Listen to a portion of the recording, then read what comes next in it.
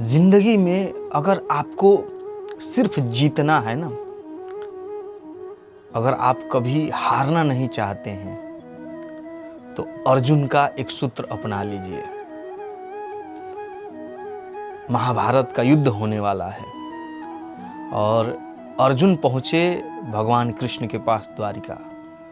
और जब द्वारिका भगवान के पास अर्जुन पहुंचे तो पहुंचने के बाद अर्जुन ने कहा कि प्रभु आप तो जानते ही हो महाभारत का युद्ध होने वाला है।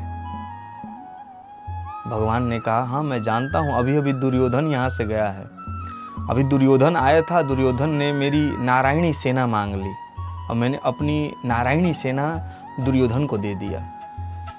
अब तुम्हें तो मैं युद्ध के लिए कुछ दे नहीं सकता हूं और मुझे मांग कर तुम्हें कोई फायदा है नहीं, क्योंकि मैंने तो प्रतिज्ञा कर रखा है कि मैं युद्ध में शस्त्र नहीं उठाऊंगा। तो क्या फायदा है मुझे मांगने से।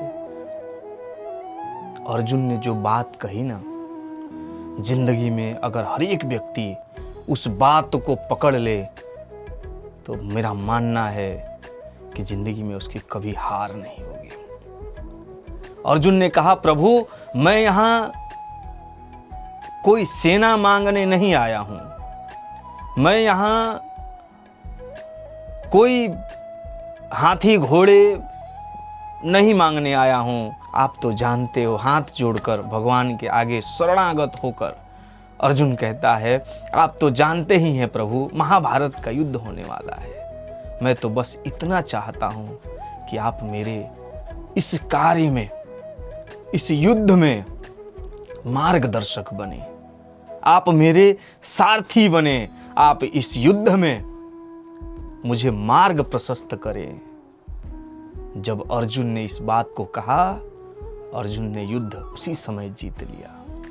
कोई भी कार्य जब हम प्रारंभ करते हैं और कार्य के प्रारंभ में ही जब हम सौंप देते हैं कि हे प्रभु इस कार्य को संपूर्ण करने के लिए आप हमें मार्ग दीजिए, आप हमें सिखाइए, आप हमें समझाइए, आप हमारे जीवन के सारथी बनिए,